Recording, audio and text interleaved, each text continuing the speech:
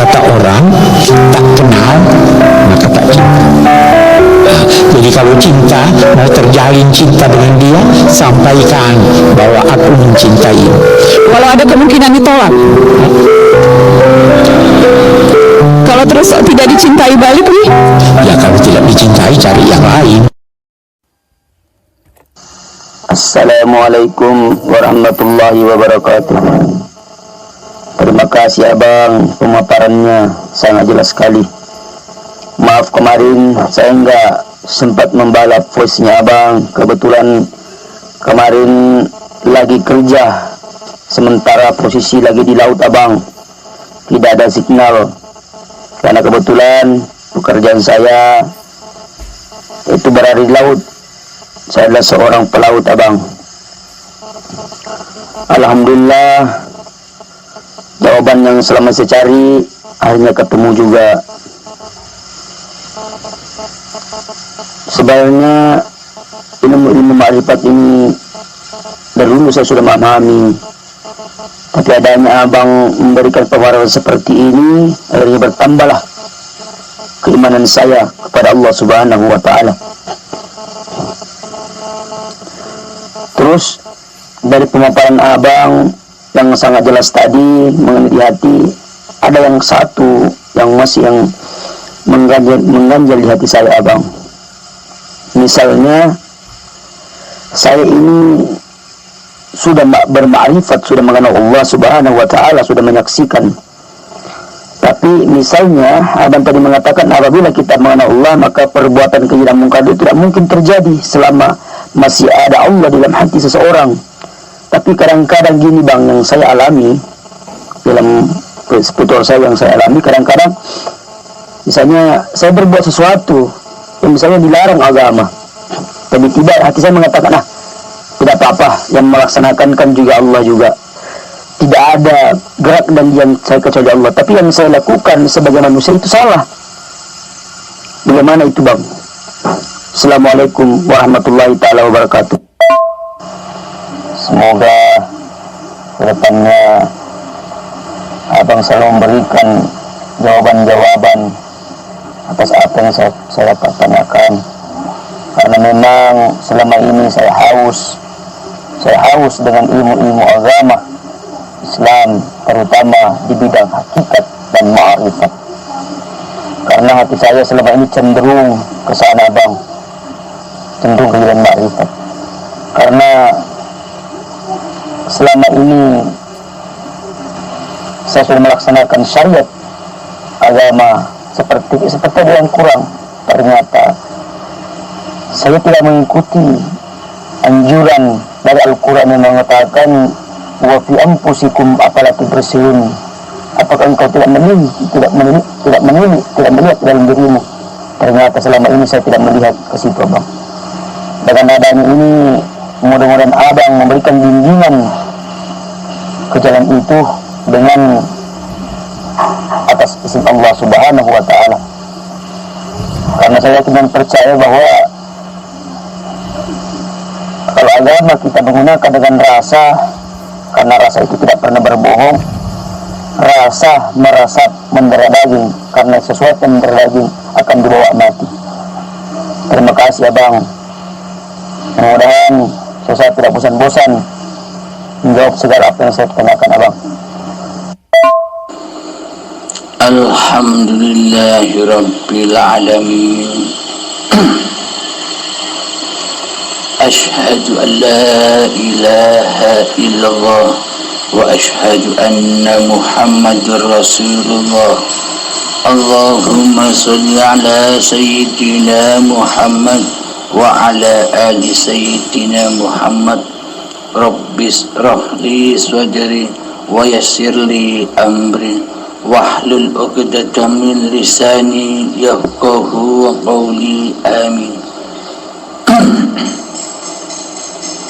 Bismillahirrahmanirrahim. Innani ana Allah, sesungguhnya aku ini Allah, kata Allah. La ilaha illa ana, tidak ada Tuhan selain aku, kata Allah.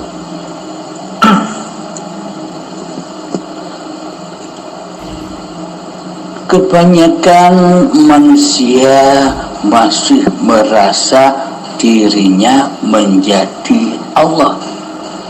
Kebanyakan manusia masih merasa di hatinya sudah ada Allah. Ini hanya prasangka manusianya saja. Terbukti kita selalu lalai, selalu ingkar mengerjakan segala sesuatu yang fahsya wal munkar selama ini. Itu tandanya kita masih jauh belum bermakrifat kepada Allah. Jadi yang dimaksud makrifat kepada Allah itu adalah makrifatnya manusia kepada dirinya. Man arafa nafsahu. Jadi yang dimaksud ma'rifatullah, mengenal Allah, itu adalah manusia yang mengenal hakikat sejati dirinya. Di manakah letak manusia itu berada? Letak manusia itu berposisi dan berada adalah di dalam sifat muhalnya, sifat muhalnya Allah. Jadi hakikat sifat sejati diri manusia itu adalah di dalam seluruh sifat muhalnya Allah, sifat kebalikan dari Allah. Jika selama ini di hati kita masih memakai baju-bajunya Allah, kitalah yang merasa yang wujud, kitalah yang merasa yang hidup, kitalah yang merasa berkuasa, kitalah yang merasa punya kehendak, daya upaya dan ikhtiar, maka selamanya itu tanda bukti manusia di hatinya ngaku-ngaku jadi Allah. Inilah manusia yang syirik hatinya. Inilah manusia yang selalu mensekutukan Allah dengan dirinya di hatinya. Maka dari itu terkadang manusia yang masih baru mencari ilmu hakikat dan ma'rifat, bila belum memahami, akhirnya ngaku-ngaku jadi Allah, seolah-olah Allah sudah nyata di dalam hatinya. Lo kok malah masih mengerjakan fahsya wal munkar, masih mengerjakan kekejian dan kemungkaran di hatinya. Ini tandanya manusianya belumlah ma'rifat kepada Allah, karena diri manusianya masih merasa berbuat keji dan mungkar. Inilah bukti bahwa kita belum bermakrifat billah. Karena sesungguhnya makrifat itu adalah apa sih? Bukan makrifat manusianya menjadi Allah. Allah tetaplah Allah, takkan bisa manusia menjadi Allah. Yang dimaksud makrifat itu adalah kembalinya manusia ke alam keabadiannya. Yang dulunya manusia itu Adam, yang dulunya manusia itu tak wujud, yang dulunya manusia itu tak hidup, yang dulunya manusia itu tak kuasa apapun, maka kembalilah ke tempat asalnya, Itulah yang dimaksud ma'rifat. Man arafa nafsahu, itu maksudnya. Jadi bukannya manusia jadi Allah. Ini salah besar. Kebanyakan pemahaman-pemahaman di luar sana kan demikian. Seolah-olah manusianya berganti menjadi Allah. Ini masih pengakuan diri manusianya yang seolah-olah ngaku-ngaku jadi Allah. Inilah yang dimaksud kafir zindik. Maka dari itu yang dimaksud ma'rifatullah itu yang ma'rifatnya Allah sendiri. Manusianya tidak bisa jadi Allah. Jadi ma'rifat manusia itu hanyalah kembali ke asalnya. Yang asalnya tiada sesebutan apapun, kembali ke alamnya, yakni laisa kamislihi syai'un, yang ada hanya Allah, yang tak bisa disebut dan tidak seperti apa-apa dan siapa-siapa. Dari situlah awalnya manusia. Jadi yang dimaksud ma'rifatullah itu manusianya kembali kepada hakikat diri sejatinya yang tak ada, yang tak hidup, yang tak kuasa dan sebagainya. Karena manusia tidak ada sebutannya kecuali ketiadaan, kembalilah ke sana. Ketika manusia sudah kembali ke sana lewat latih zuhudnya, untuk kembali ke sana itu memang perlu kudeta dan kudeta kerajaan-kerajaan hati yang selama ini dituhani oleh diri manusia kita. Kita wajib mengkudeta kekuasaan-kekuasaan yang selama ini kita rasa kuasa diri manusia kita. Kita mengkudeta kehidupan manusia kita. Kita mengkudeta kewujudan diri manusia kita. Kita kiamatkan kubro. Inilah yang dimaksud kiamat kubro, kiamat yang amat besar. Inilah yang dinyatakan oleh baginda Nabi Muhammad SAW, bahwa peperangan secara fisik ini sangatlah amat kecil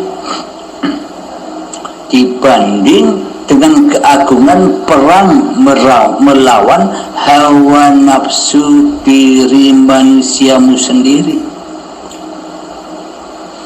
Maka dari itu untuk berperang, untuk mengkiamatkan kewujudan diri manusia, untuk mengkiamatkan kehidupan diri manusia, untuk mengkiamatkan kekuasaan diri manusia,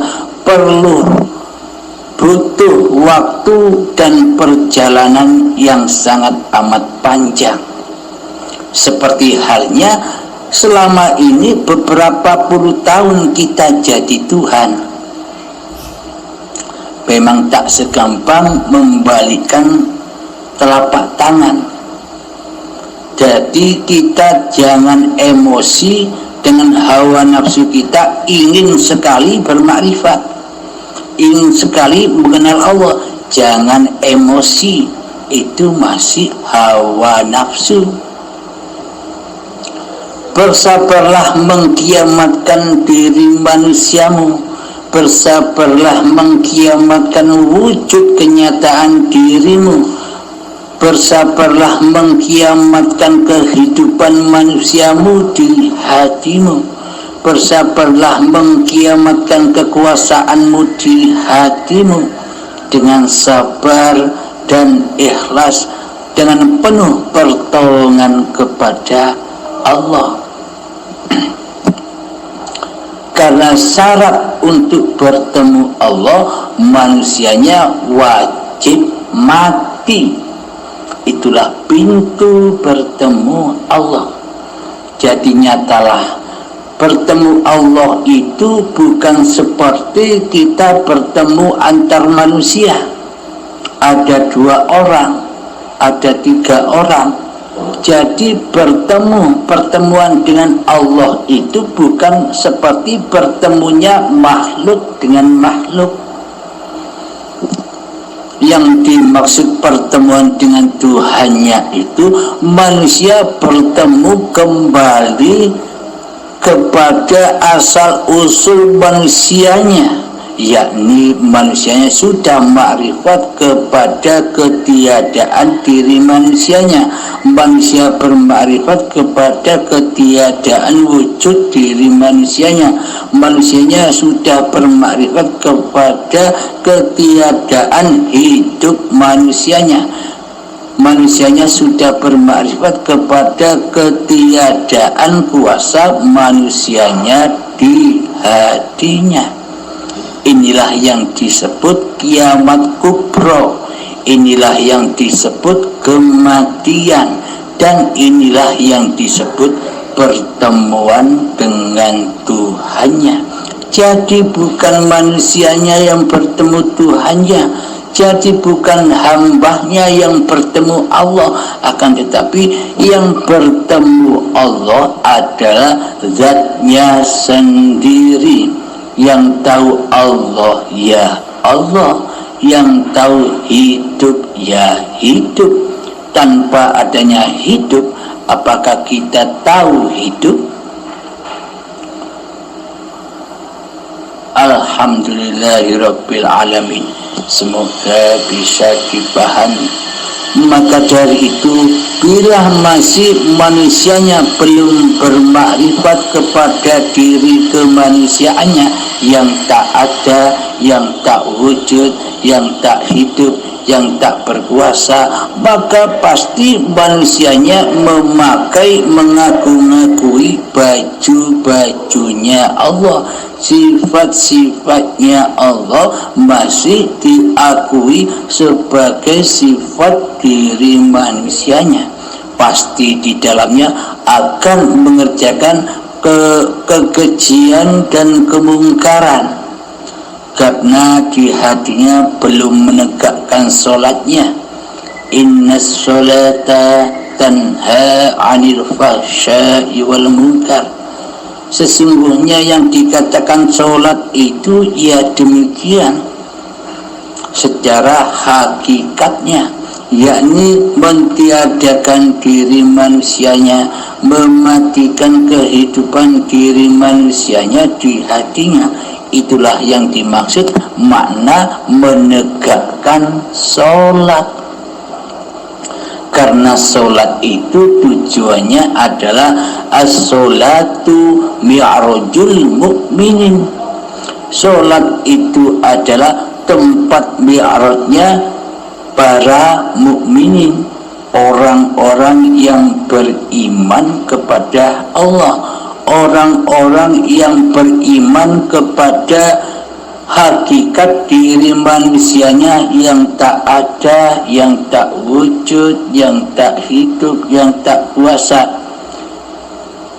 Hanya Allah lah yang wujud, hanya Allah lah yang hidup, hanya Allah lah yang berkuasa, hanya Allah lah yang punya kehendak, daya upaya dan ikhtiar. Inilah yang dimaksud la haula wala quwata illa billahil aliyyil azim. Inilah yang disebut manusia yang beriman kepada Allah. Jadi hanya orang mukminlah yang bisa bi'arajul mukminin, yang bisa bertemu dengan Tuhannya. Jadi sekali lagi saya katakan, bukan hamba ketemu Allah. Maksudnya makrifat itu hamba sudah ketemu ke alam ketiadaannya, yakni di dalam sifat-sifat muhalnya Allah. Jangan menjadi pemilik sifat-sifatnya Allah, biarlah Allah sendiri yang memiliki sifat hakikat diri Tuhannya. Jadi selama ini seolah-olah manusia kan merasa menjadi Allah. Ini masih jauh, ini masih syirik, ini masih mensekutukan Allah dengan diri manusianya. Maka dari itu manusia takkan lepas dari pekerjaan keji dan mungkar di hatinya. Semoga bisa dipahami. Jadi ma'rifatullah itu rasa diri manusianya sudah tak ada lagi di hati ini, sehingga sananya kekuasaannya, kerajaan manusianya sudah tak wujud dan tak hidup lagi di hati ini.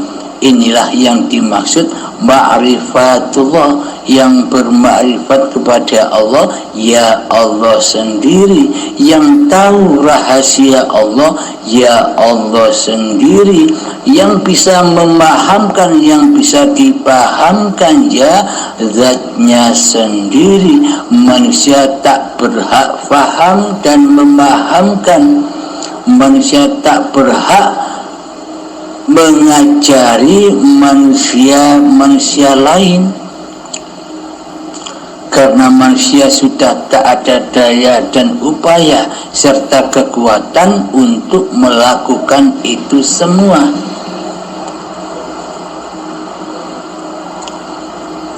Maka sering-seringlah melakukan bertapa, berkhalwat, berzuhud secara khusus untuk dibawa bekal ketika kita berzuhud secara umum.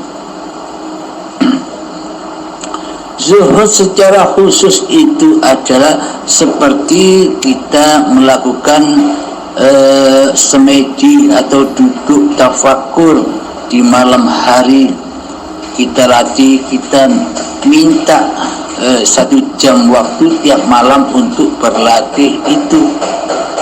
Tujuannya agar diri kita kiamat, mengkiamatkan diri manusia kita agar mati kemanusiaannya. Jika kemanusiaannya sudah mati, maka nyatalah Allah sebagai penguasa manusianya, bukan manusianya yang ngaku-ngaku sudah ketemu Allah, bukan manusianya yang ngaku-ngaku sudah menjadi Allah. Ini salah besar, ini pemahaman yang salah. Gunanya kita berlatih kezuhudan, gunanya kita bertafakur itu untuk kita bawa ke dalam zuhud umum. Ketika sholat 5 waktu, kita bawa hasil latihan zuhud khusus itu di dalam sholat kita. Selama ini sholat yang kita kerjakan, puasa yang kita kerjakan, amal ibadah yang kita kerjakan, sedekah yang kita kerjakan, kan selama ini kan bunyinya betul lillahi ta'ala, akan tetapi praktek hati kita di dalamnya masih linafsi, pekerjaan manusianya, karena selama ini kita tak bertuhan. Maka dari itu, bila hati kita merasa saya sudah mengenal Allah, saya sudah bisa ma'rifat kepada Allah, akan tetapi kenapa saya masih melakukan larangan-larangan syariatnya Allah, yakni masih melakukan kekejian dan kemungkaran, itu tandanya masih belum ma'rifat, masih ngaku-ngaku jadi Allah. karena manusianya yang masih merasa ngaku-ngaku bisa kenal Allah, manusianya belum mati, manusianya belum Adam, manusianya belum tiada, dan manusianya belum gaib di hatinya. Pasti yang dilakukannya seluruhnya dalam keadaan keji dan mungkar, pasti salah di sisi Allah.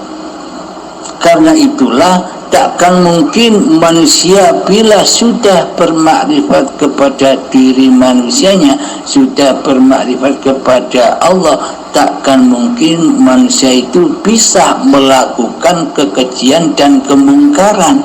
Jangankan melakukan kekejian dan kemungkaran, melakukan ketaatan saja secara syariat takkan bisa, karena masih manusianya merajai singgah sana hatinya daripada Allah. Guna belajar hakikat dan makrifat ini agar sempurnalah seluruh syariat-syariat yang dituntunkan oleh baginda Kanjeng Nabi Muhammad sallallahu alaihi wasallam kepada umatnya.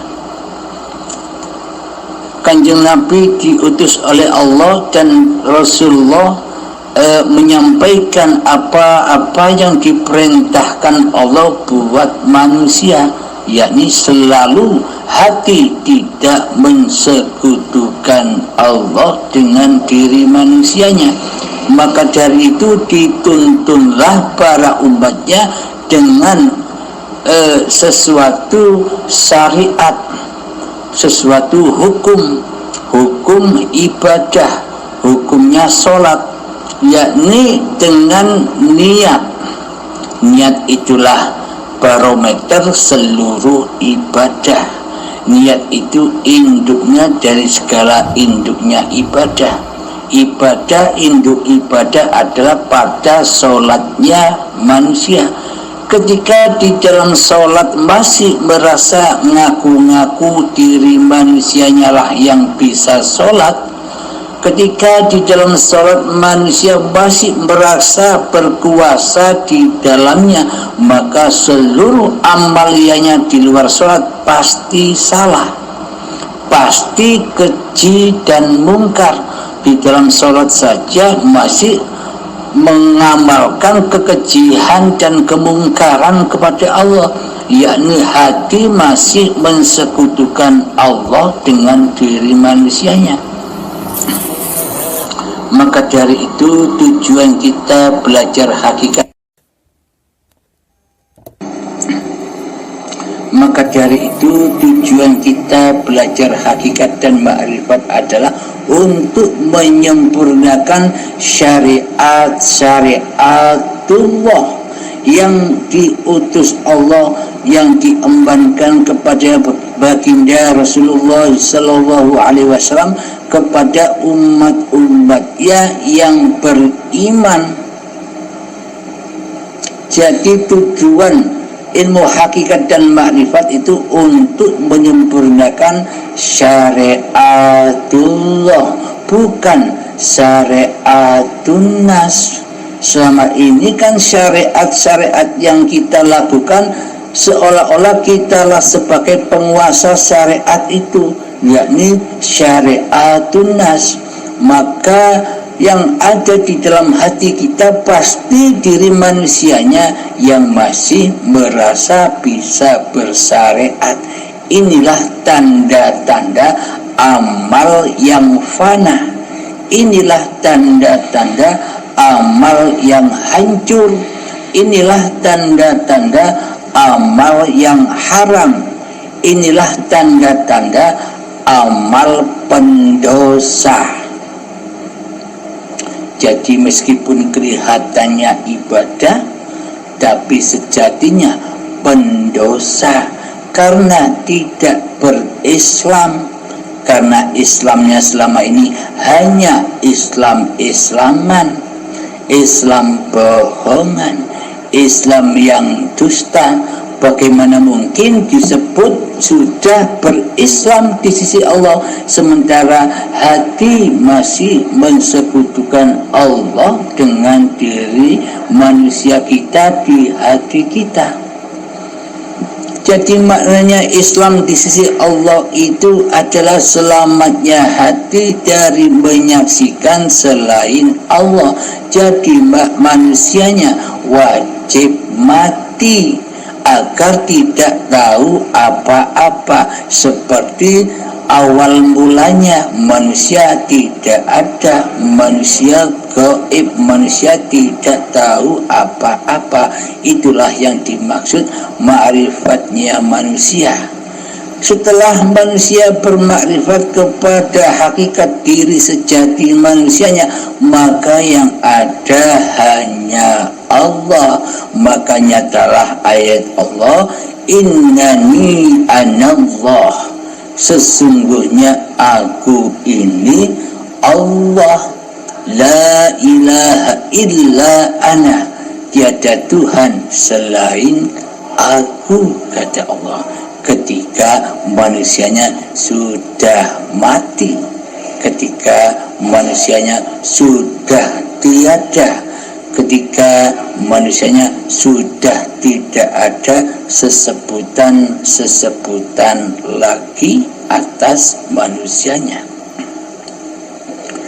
Dan ketika kita masih merasa berbuat fahsya wal munkar, padahal kita selama ini belajar berhakikat dan makrifat, akan tetapi bila masih ada diri manusianya yang masih merasa melakukan apa saja yang dilakukan, apalagi yang bertolak belakang dengan ajaran-ajaran Kanjeng Nabi Muhammad, maka belumlah dikatakan ma'rifatullah, karena manusianya masih merasa bersyariat. Jadi pada intinya syariat Kanjeng Nabi Muhammad itu adalah syariatullah. Allah lah penggerak, Allah lah pencipta, Allah lah sebagai penguasa manusianya. Wallahu khalaqakum wa ma ta'malun. Allah lah pencipta diri manusiamu, dan Allah lah pencipta atau penguasa apapun yang kau perbuat. Jika manusianya yang masih merasa berbuat, berarti yang jadi Tuhan kan manusianya, yang merasa jadi Allah ya manusianya. Maka dari itu manusia takkan lepas dari kekejian dan kemungkaran di hatinya. Alhamdulillahirabbil alamin. Semoga saya pribadi dan semoga kita semua, terutama yang bertanya ini saudaraku, semoga Allah pahamkan kepada diri kita semua. Semoga kita selalu di dalam keridhaan Allah Subhanahu wa ta'ala. Amin, amin, amin ya rabbal alamin. Alhamdulillahi rabbil alamin. Akhir kalam, assalamualaikum warahmatullahi wabarakatuh. Alhamdulillahi rabbil alamin. Segala puji bagi Allah. Terima kasih abang, pemaparannya begitu sangat jelas. Akhirnya selama ini baru saya mengerti yang dinamakan ma'rifatullah. Man arafa nafsahu faqad arafa rabbahu. Maut anta qabla anta maut. Akhirnya saya mengerti apa semua dari ayat-ayat itu. Terima kasih sekali lagi, terima kasih banyak abang. Assalamualaikum warahmatullahi ta'ala wabarakatuh.